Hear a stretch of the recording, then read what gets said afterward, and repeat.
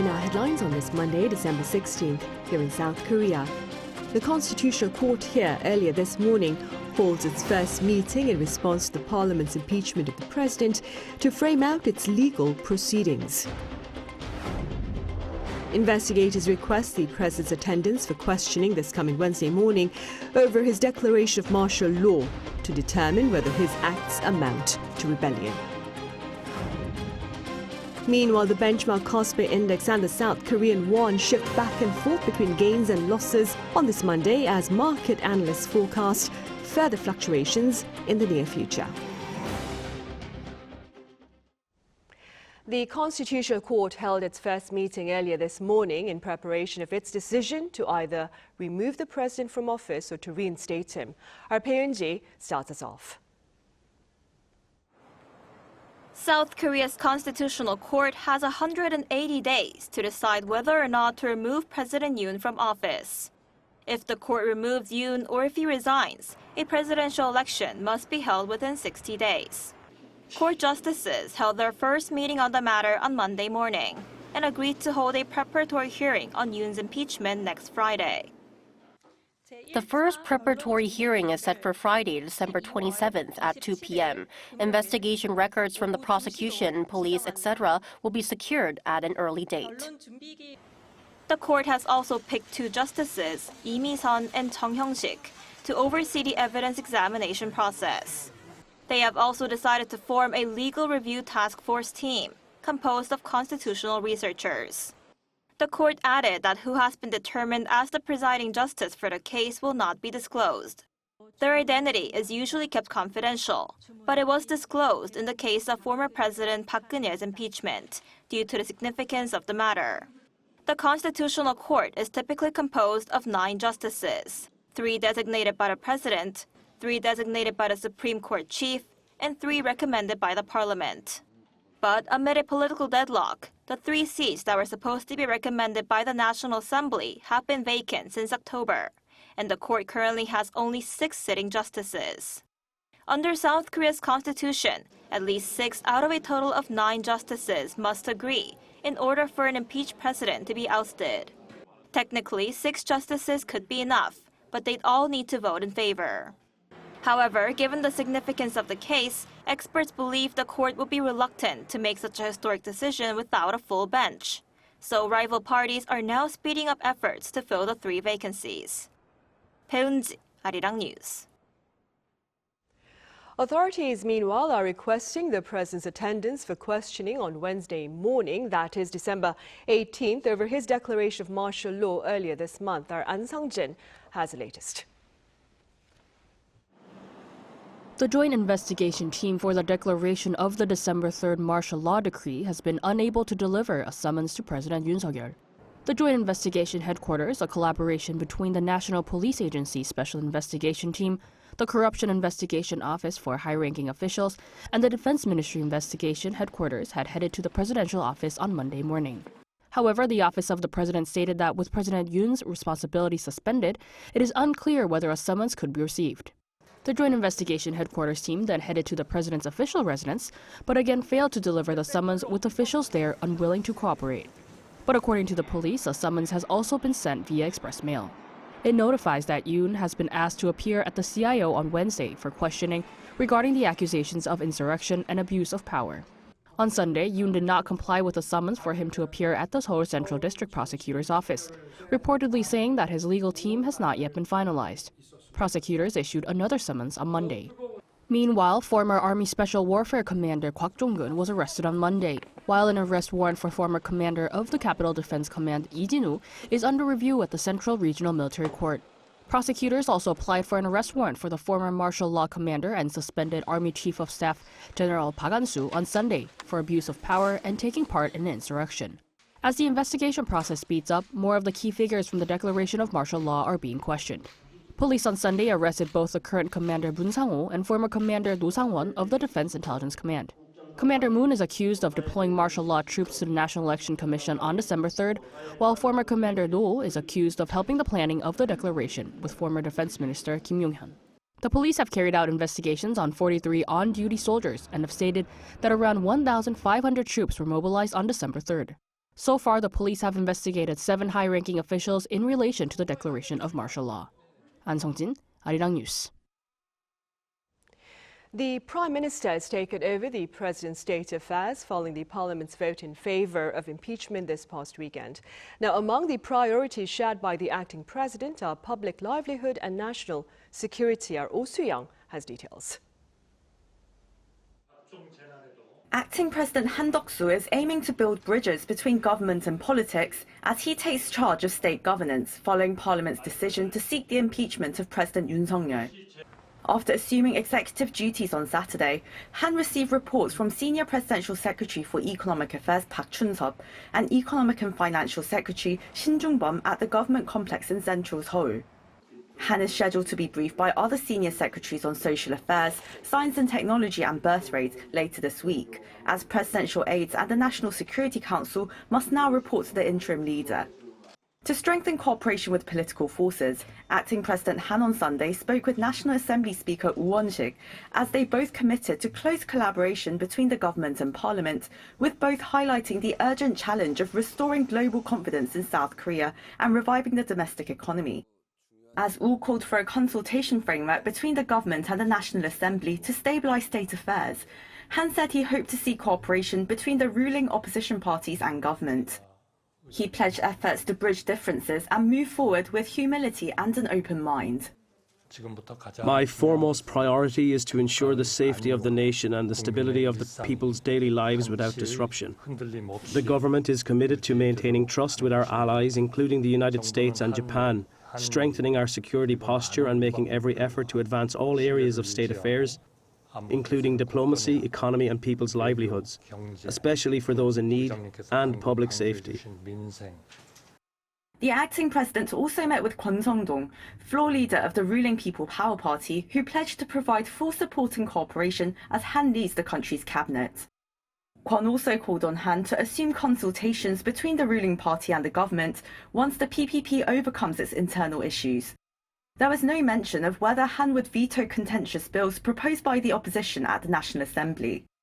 The 6 bills include the Grain Management Act, which was railroaded through by the opposition party, as the move for the government to purchase excess rice from farmers is expected to be politically beneficial. Han will have to make a decision at the cabinet meeting on Tuesday. As Han leads a caretaker government over the months to come, he convened with all cabinet members on Sunday and emphasized that moving forward, the government's actions will be guided strictly by the constitution, the law and the vision for the future. Oh Soo-young, Arirang News.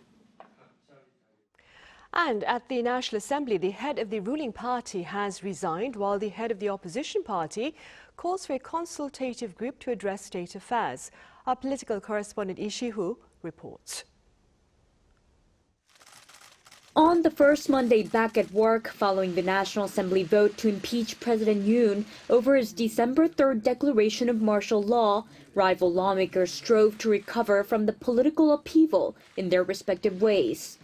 Early Monday, Han Dong-un resigned as leader of the ruling People Power Party 146 days into his term amid mounting pressure from senior PPP members, calling him responsible for the Assembly's approval of the impeachment motion against their conservative president 2 days prior.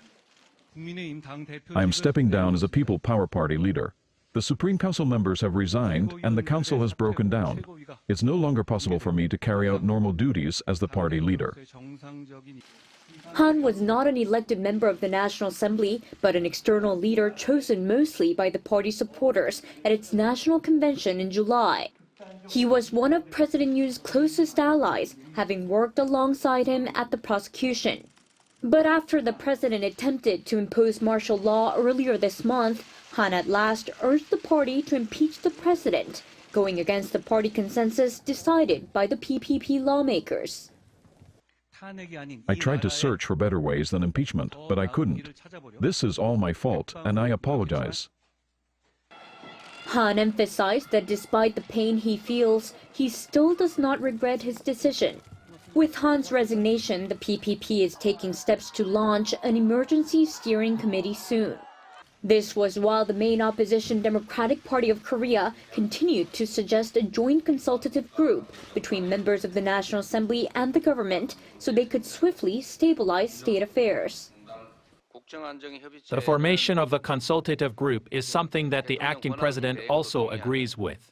We're good with the People Power Party taking the lead in the discussions, so I ask the PPP to please participate. And if an all-around discussion on state affairs feels too much, Lee said the DP is up to discussing only the economy. The name, the format, the content all do not matter.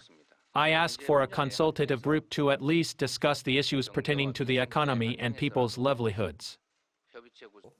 In response, the office of the Prime Minister and acting President Han Duck-soo said the government is ready to cooperate with the National Assembly, including both the ruling and opposition parties.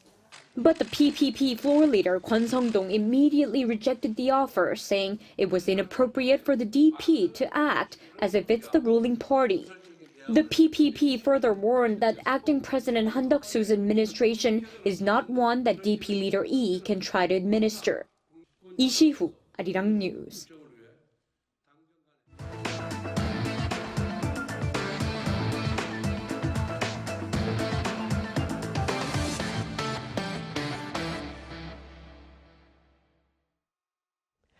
The local bourse and the foreign exchange market have been shifting back and forth between losses and gains in response to the latest political events here.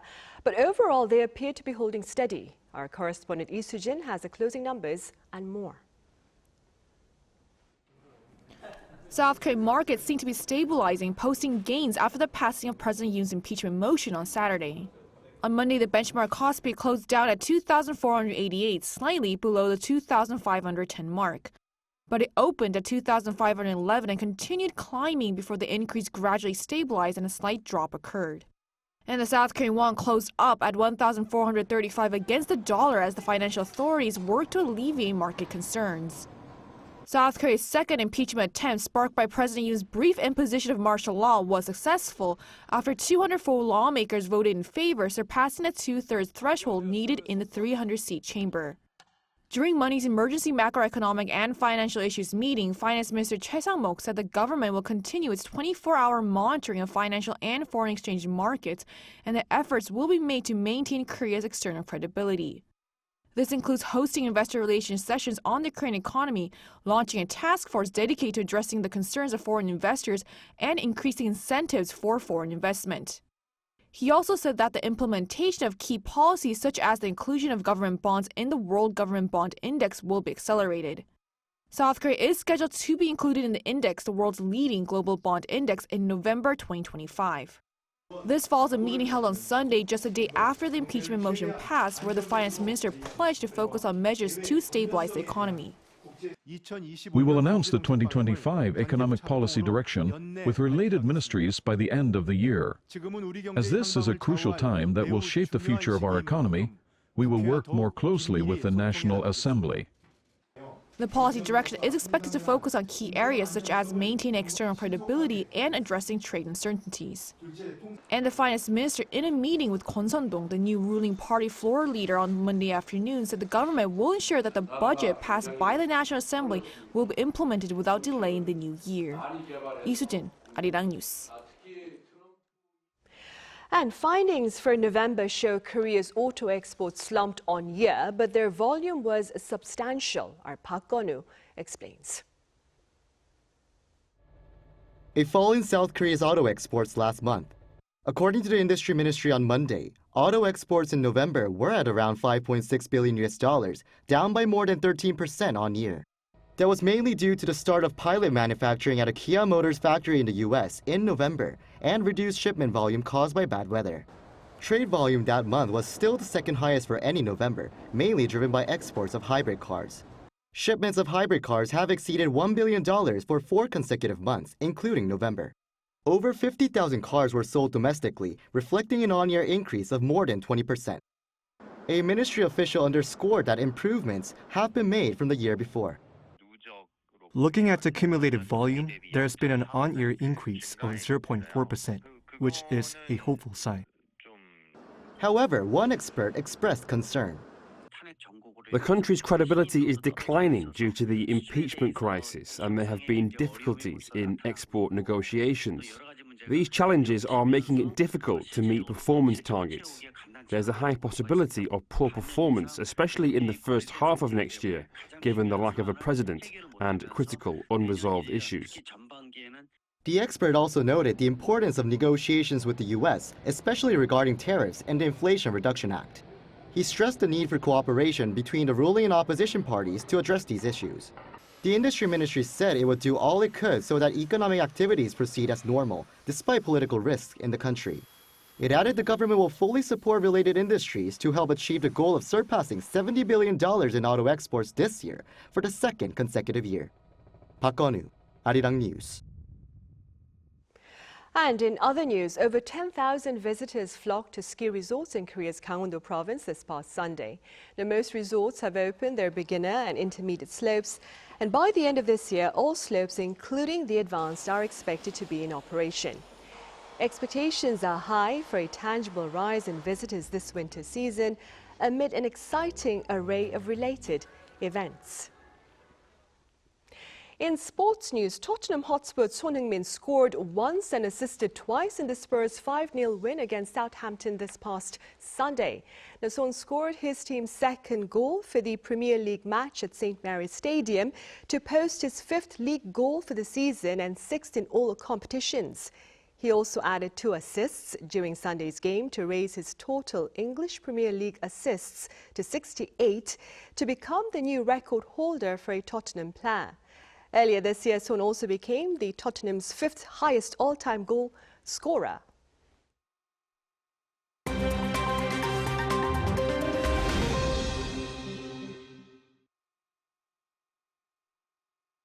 This is The World Now, bringing you the latest stories from around the globe.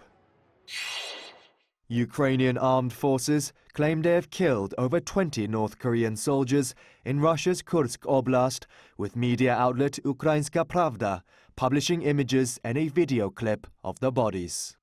A commander of Ukraine's aerial reconnaissance unit, known by the call sign Magyar, published a video on his Telegram channel on Sunday, claiming that many of the bodies shown in the clip are of North Korean soldiers, while other bodies belong to other members of Russian forces. The quality of the footage is limited due to the low resolution of the drone camera used to capture it, making it difficult to confirm whether the bodies actually belong to North Korean forces or not. On Saturday, Ukrainian President Volodymyr Zelensky said that the Kremlin began deploying a noticeable number of North Korean troops to the Kursk region in Russian territory, where Ukrainian forces still control a number of settlements. According to previous statements by Ukrainian and US officials, some 11,000 North Korean troops have already been deployed in Russia. France's Indian Ocean territory of Mayotte was hit by Cyclone Chido on Saturday. Local officials say the death toll is likely to reach at least several hundred and possibly climb even into the thousands. Cyclone Chido, which Meteo France says is the strongest storm to hit Mayotte in over 90 years, struck the island with wind speeds of over 225 kilometers per hour, flattening houses and damaging government buildings and a hospital. French President Emmanuel Macron said that France will be sending 250 rescue workers, while France's Interior Minister said it feared a heavy death toll as all makeshift homes had been completely destroyed. A week after Syrian Islamic rebel forces toppled the al-Assad regime, the new government is aiming for normalcy as it reopens schools and universities on Sunday. The transition, which has reportedly been surprisingly smooth so far, was met with a population excited with a new sense of freedom, while violence and looting have reportedly been contained to a minimum. However, Syria's economy is still in devastation, with widespread poverty and high levels of inflation and unemployment. Now, Syria's new government has been renewing diplomatic ties, with the UK announcing a roughly $63 million aid package to Syria on Sunday. The French capital, Paris, is now home to what the organizers claim is the world's biggest temporary indoor ice rink. It opened its doors to skaters on Saturday in time for the Christmas season. Situated in Paris's Grand Palais, which hosted events for this year's Summer Olympic Games, The indoor ice rink covers some 3,000 square meters, with an entry fee of €30 for adults and €18 for under 10s, rental ice skates included. The Grand Palais ice rink will operate until January 8, 2025. Kim Seong, Arirang News.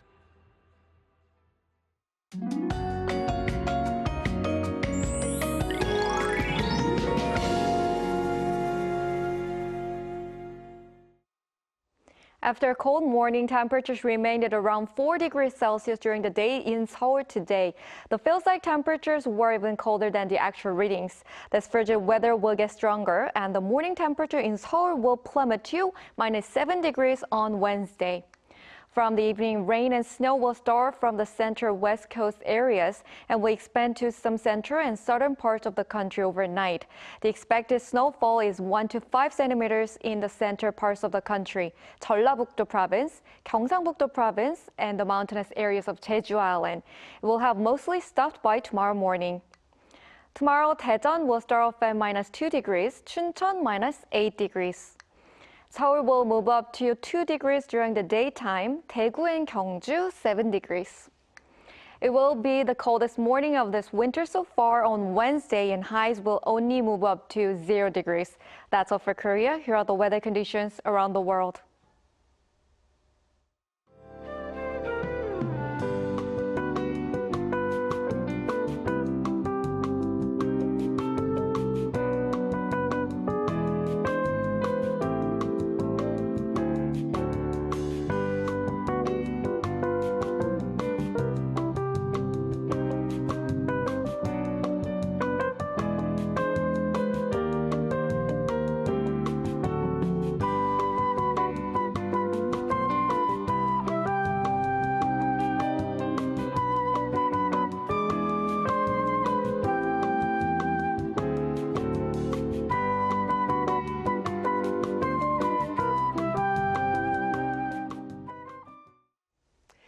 Those are the headlines at this hour here in South Korea. Thank you for watching.